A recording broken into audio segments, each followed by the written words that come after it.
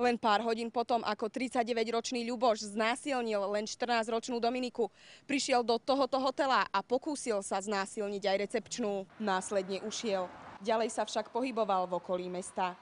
Polícia spolu s kukláčmi po ňom pátrala nie len cez deň, ale aj v noci. Polícia pátra po 39-ročnom Ľubošovi Kračuníkovi, toho času umiestnenom vo výkone trestu odňatia slobody v Prešove, ktorý mal udelené mimoriadne voľno v čase od 1. októbra do 4. októbra. Policajti prehľadávali aj hromadnú dopravu, zastavovali vlaky a kontrolovali vozne. Násilníka sa dnes našťastie podarilo chytiť.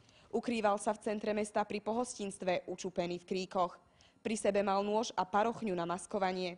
Mnohé ženy a dievčatá si vydýchli, jeho obetiam ale strašný zážitok ostane v pamäti navždy. Všetko ma bolelo, bála som sa o svoj život. 14-ročnú Dominiku vlákal Ľuboš ku garážam, kde ju bil a pod hrozbou zabitia ju donútil vyzliesť sa. Keď nebudem robiť to, čo mi povie, takže ma zabije, že ma zbije tak ešte ako nikoho, že on sa zvládne 5. Dominika sa bála a prosila muža, aby prestal.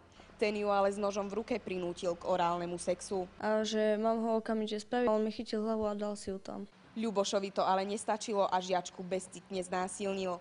O necelé 4 hodiny už ale recepčnej miestneho hotela nahovoril, že sa chce ubytovať a poprosil ju, aby mu ukázala izbu. Hodil ma na posteľ, zviazal mi ruky s káblom od lampy, silonkami, ktoré som mala na sebe, ktoré mi vyzliekol, mi vlastne previazal ústa a s opaskom, ktorý som tiež mala na sebe, ma pripútal k radiátoru. Väzeň sa vyzliekol do náha a 21-ročnú Moniku vyzliekol tiež, počas čoho ju surovo zmlátil.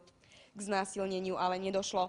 Monika má však aj napriek tomu traumu na celý život. Všetko mi prebehlo hlavou vtedy, keď sa to stalo. Polícia za doľapenie tohoto šialeného násilníka ďakuje aj občanom.